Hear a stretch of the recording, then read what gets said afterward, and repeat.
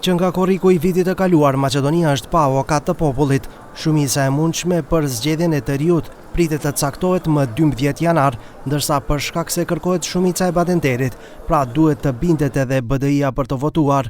Aktualisht nuk ka asnjë takim të caktuar, por në ditët në vijim është e mundur që Mickoski të takohet me Ali Ahmetin për këtë çështje, me qëllim tejkalimin e problemit. Kryeministri tha se në ditët që vijnë do të bisedojë me të gjithë deputetët. Разговараме во периодот кој што следи со повеќе пратеници и пратенички групи за да се надмине овој проблем.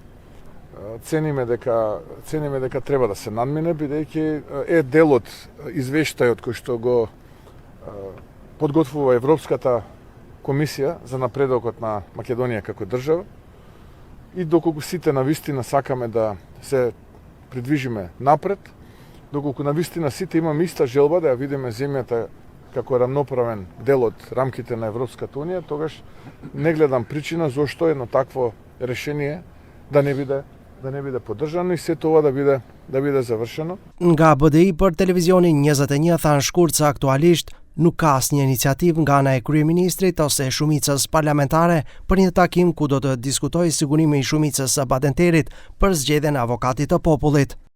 Jo, aktualisht nga ana e tyre nuk ka asnjë iniciativë për takim ku do të diskutojë kjo temë.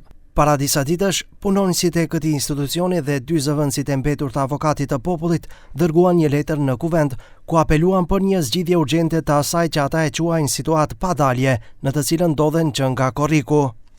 Punojësit e institucionit avokatit të popullit aktualisht nuk janë në gjendje të realizojnë shumicën e të drejtave që rrjedhin nga marrëdhënia e punës dhe që nga janari 2026 ekziston një rrezik real që të mos marrin pagat personale, gjë që do të ndikojë në pagesat e rregullta për sigurime shëndetësore, shoqërore dhe pensionale. Sipas tyre, më parë kanë dërguar njoftime në kuvend, por nuk kanë marrë përgjigje. Aktualisht, institucioni avokatit të popullit funksionon me vetëm 2 zëvendësit, Ylber Rufati dhe Sonja Trifunovska. Avokati i popullit zgjidhet dhe shkarkohet nga kuvendi.